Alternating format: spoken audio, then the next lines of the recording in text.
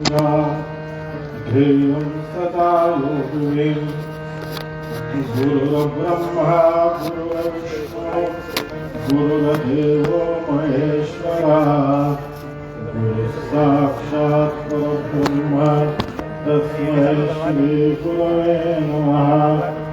गंगापापं शशितापं दैन्यं कल्पतरुस्तथा पापं तापं च दैन्यं च हरे श्री गुरुदर्शनम। ज्या ठिकाणी वनदाय वहाचे त्या ठिकाणी निजरूप तुझे मिटे तो मस्तक या ठिकाणी तेथे तुझे सद्गुरु पाय तुम्ही। अनंत कोटि ब्रह्मांड नाथ राजाधिराज गंगापुर विहारी अमरापुर विहारी औदुंबर विहारी गुरुपुर विहारी सद्गुरुनाथ स्वामी महाराज दयावंत प्रभु सद्गुरुनाथ स्वामी महाराज सिद्धांतावधूत चिंतन श्री गुरुदेव दत्त स्वामी महाराज की जय। या कुंदेंदु तुषारहार धवला या शुभ्रवस्त्रामृता या वीणावरदंडमंडितकरा या श्वेतपद्मासना या ब्रह्माच्युत शंकर प्राध्यापः अवधूत चिंतन श्री गुरुदेव दत्त। आज सगळ्यात सुरुवातीला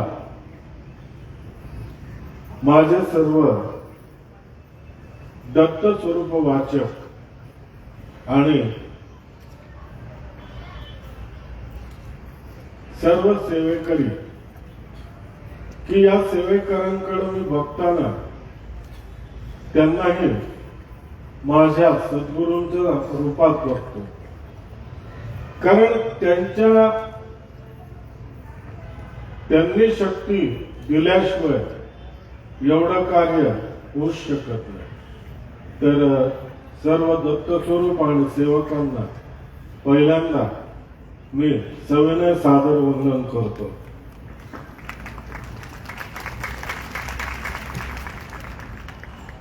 आज खरं तर मी आपल्या आनंदामध्ये खूप आज विरजण आणलं।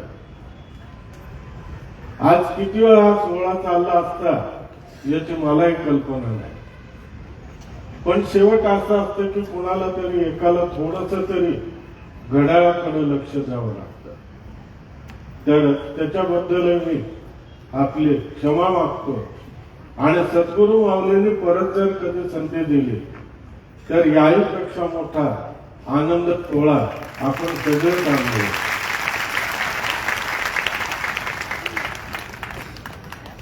आपण काल दुपारच्या वेळेला किंवा सकाळी आपण चिंतन करताना आपण भक्ती मार्गाकडे आलो। तत्पूर्वी एक आधी महत्वाचं काम आहे, आधी ते करू आणि मग आपण चिंतनाला सुरुवात करू।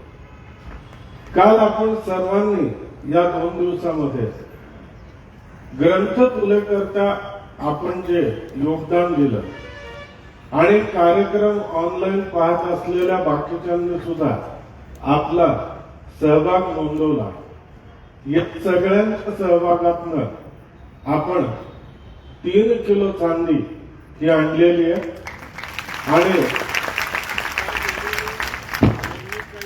व्यक्तिगत रूपात दिलेली आहे, ती पण इथे एकत्रित ठेवलेली आहे। तर माझी एका स्वयंसेवकाला कोणालाही सेवकाला एक अशी विनंती असेल की हे ताट त्यांनी माझं निरूपण चालू असताना सगळीकडे फिरवायचं आणि जेणेकरून प्रत्येकाचा हस्तस्पर्श यायला यावा, म्हणजे मग आपल्याला तुला करताना सगळ्यांनाच वर गर्दी करायचे कारण होणार की जेही काही आहे ते आपल्या सर्वांचे आणि आपण सर्व सेवेकरी असल्या कारणाने हा सन्मान प्रत्येकाचा झाला पाहिजे। तू पुन्हा द्यायचं, मग तुला वरची कामं करायला लागतील, पुन्हा द्यायचं। तर आता आपण आपल्या निरूपणाकडे वळूया की ज्या वेळेला आपण गुरुचरित्राचा विचार करतो की ज्ञानकांड, कर्मकांड आणि भक्तिकांड ही 3 कांड आपण ज्या वेळेला बघतो तर ज्ञानामध्ये आपल्याला ज्ञानाची प्राप्ती आवश्यक आहे. कर्मामध्ये आपण सुयोग्य पद्धतीने कर्म कसं केलं पाहिजे हे आपल्याला समजतं आणि सुयोग्य पद्धतीने ज्या वेळेला आपण कर्म करतो ना तर त्यावेळेला आपण आपसुकपणे आपण या भक्ती मार्गाला आणि भक्ती करताना काय असतं श्रेष्ठ तर आपला पूज्य भाव, आपल्या मनीचा भाव कसा आहे याच्यावर सगळ्या गोष्टी अवलंबून असतात. आणि काही गोष्टी ज्या असतात त्या नशिबाने घ्याव्या लागतात की मी स्वतःला या बाबतीत खूप धन्य समजतो. कारण अशा करता धन्य समजतो की माझे जे सद्गुरू आहेत त्यांचं पूर्वी वास्तव्य जवळपास 20 वर्ष या आपल्या पुण्याच्या जवळ म्हणजे आपला पुणे जिल्हा संपला की लगतच असलेल्या श्रीगोंदा तालुक्यामध्ये शेडगाव या ठिकाणी होतं. त्यांनी 20 वर्ष केलं. माझं सगळं लहानपण ते तिथंच गेलं. आणि कौतुकाने आणि अभिमानाने एक गोष्ट सांगतो की माझे सद्गुरू त्या गावात 20 वर्ष राहिले पण त्या गावामध्ये 20 वर्षामध्ये त्यांनी एकालाही अनुग्रह देऊन गुरुमंत्र केलेलं नाही. एकालाही. पण आज त्या गावातलं एकही घर असं नाही की ज्या घरामध्ये आज माझ्या सद्गुरूंची आराधना उपासना केल्याशिवाय कोणीही राहत नाही. आणि भक्ती मार्गाचं एक चालतं बोलतं विद्यापीठ म्हणून या शेडगावकडे जर पाहिलं तर काहीच वावगं वाटायचं कारण नाही.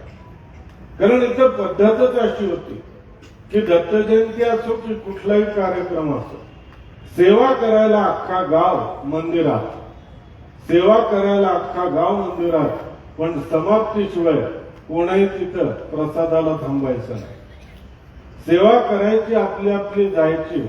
आणि स्वतः माझ्या सद्गुरूंनी त्या गावातली जी मंदिरं होती, ग्रामदेवत भैरवनाथ असेल या मंदिराचं बांधकाम करताना स्वतः टोपलं घ्यायचं, स्वतः वाळू चाळायची आणि सगळ्यांना एकेका गटागटाने त्याच्यामध्ये कामाला लावून ही सगळी मंदिरं, गावची शाळा, ही सगळी कामं त्यांनी स्वतः करून घेतली. आणि सेवेचा एक आदर्श त्यांनी तिथं रुजवला.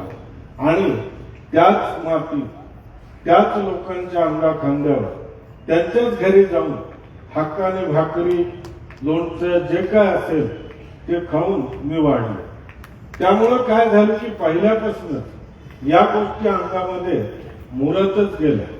आणि हे जे ऋणानुबंध आहेत की शेडगाव आणि मी, की मला नातेवाईक आहेत, आपल्या वाचकामध्ये माझी मावशी पण आहे, बाकी आहेत सगळे, पण खरे नातेवाईक जे आहेत सगळे की जे रक्ताचे म्हणा कसे म्हणा हे आपण सर्व आहात.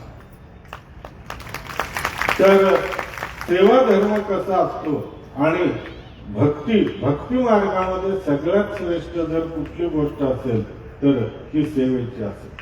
आता त्याच्याकरता कोण कसं याची काही गरज नाही. आता इथं गुरुचरित्रातच पाहणार की काय होत होतं की महाराज रोज गावातनं निघायचे, संगमावर जायचे अनुष्ठानाकरता आणि अनुष्ठान आपलं संपवायचे आणि परत गाणगापूरला मठात यायचे.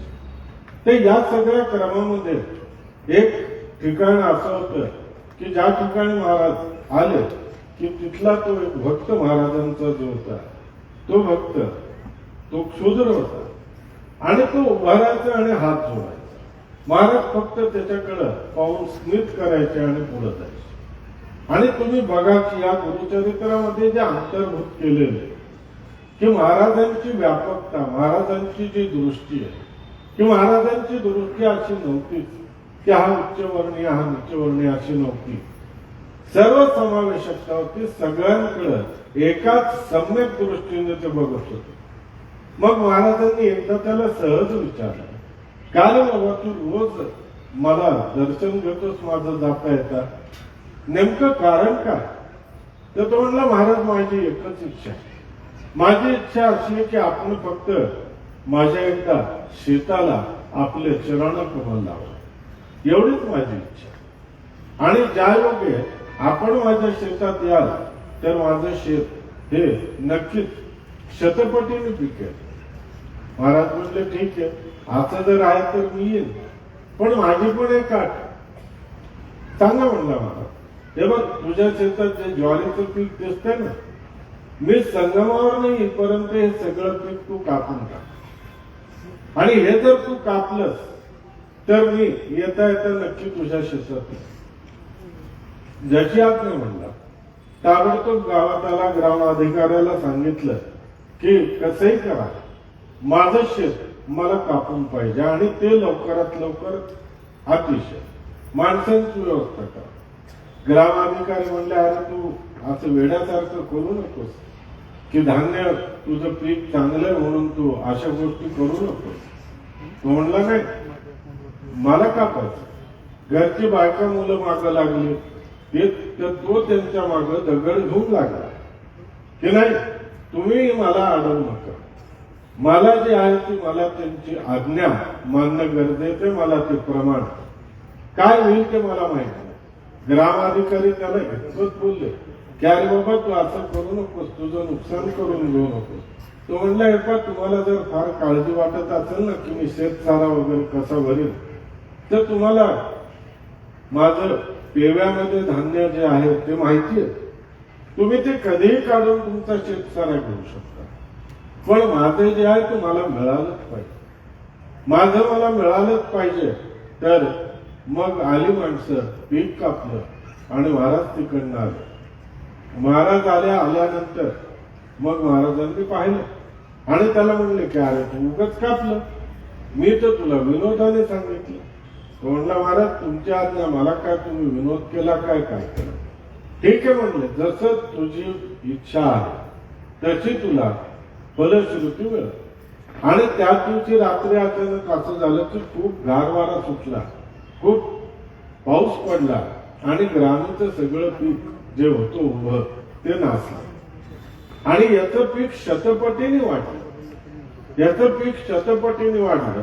आपण याच्या आधी जर आलं तर याच्या आधीचा प्रसंग दिवाळीचा की जो आपण वाचला का, की प्रत्येकाची इच्छा होती की तुम्ही माझ्या घरी दिवाळीला या, पण प्रत्येकाच्या घरी महाराज गेले, 8 रूप धारण केली, एक रूप घेऊन मठामध्ये राहिले आणि 7 शिष्यांच्या घरी गेले आणि 7 ते 8 ठिकाणी दिवाळी केली.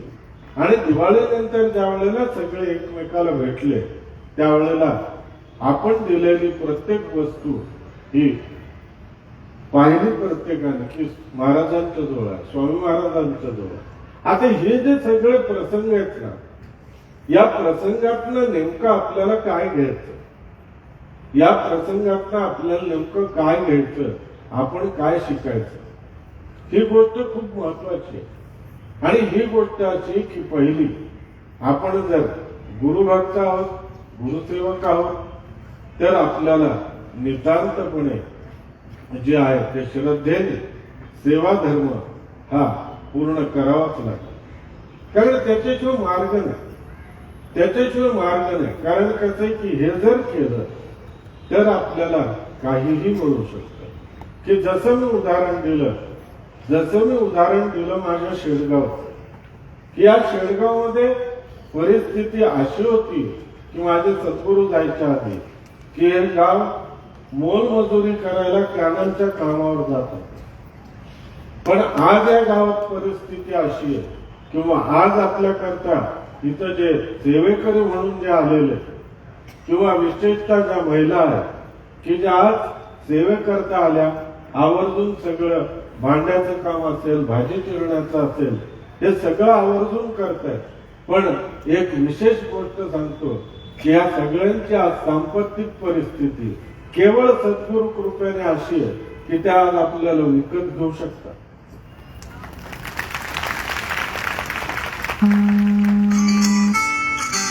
पण आपल्याला कळणार सुद्धा नाही कळणार सुद्धा नाही, कधी कुणाचा आवाजही येणार नाही. इतक्या तन्मयतेने आणि फक्त एकच गोष्ट की नाही मला सेवा करायची. कधी कधी सांगतो की सेवा ही सगळ्यात श्रेष्ठ. मग ती सेवा नामजपाची असेल, तुमची वाक्य असेल, जी सद्गुरूंनी सांगितलेली असेल, कुठलीही असेल. या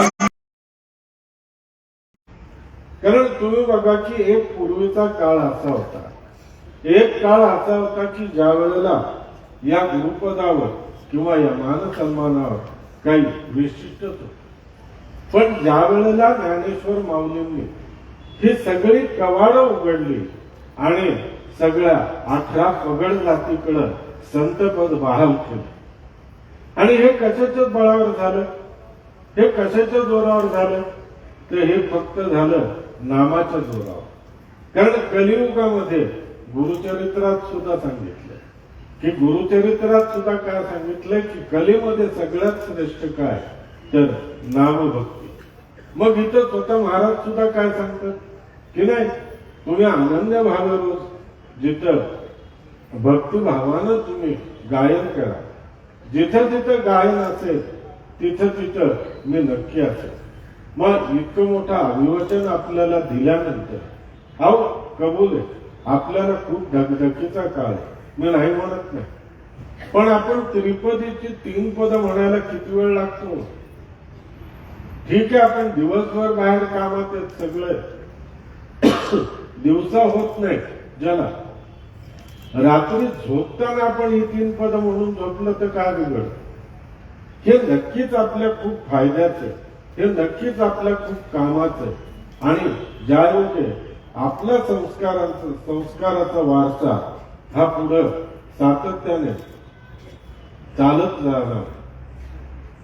तर मी सांगतो की अजून एक बाब मला अशी बोलायची की माझ्या सद्गुरूंच्या बाब माझ्या सद्गुरूंनी शेडगाव नंतर परभणीमध्ये की एक असंच भव्य दिव्य सोहळा की ज्याच्यामध्ये मूळ गुरुचरित्राचे 1008 पारायणाचा सोहळा केला की त्या सोहळा ज्यांनी पाहिला ते आजही लोक आहेत आणि आजही त्या आठवणी कुणाच्या मनावरनं पुसल्या गेलेल्या. मग काय झालं की त्या 1008 पारायणामध्ये निर्मिती झाली ती पुढं दत्तधामची. ती अशा रीतीने झाली की त्या पारायणामध्ये जे काही ते पारायण पूर्णतः भिक्षेच्या रूपात झालं. भिक्षेच्या रूपात झालं, ज्याला जे वाटलं त्याने धान्याच्या रूपात पैशाच्या रूपात भिक्षा दिली आणि अख्खी परभणी जेवली. पूर्ण रोजच्या रोज इतका अप्रतिम आखीव रेखीव कार्यक्रम सगळा त्यांनी यथोचित पार पाडला.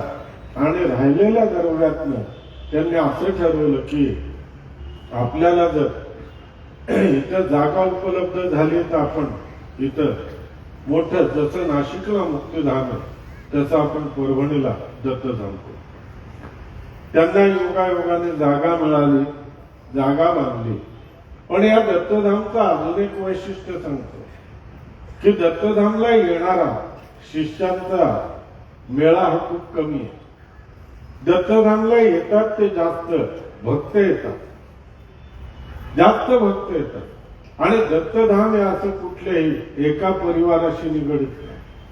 दत्तधाम मध्ये जे असंख्य परिवार एकत्र येऊन जी निर्मिती झाली दत्तधामची तीच पद्धत आजही चालते. की कुणालाही वाटतं की नाही हे दत्तधाम कुणाचं आहे तर हे माझं आहे, हे प्रत्येकाला तिथं आल्यानंतर वाटतं.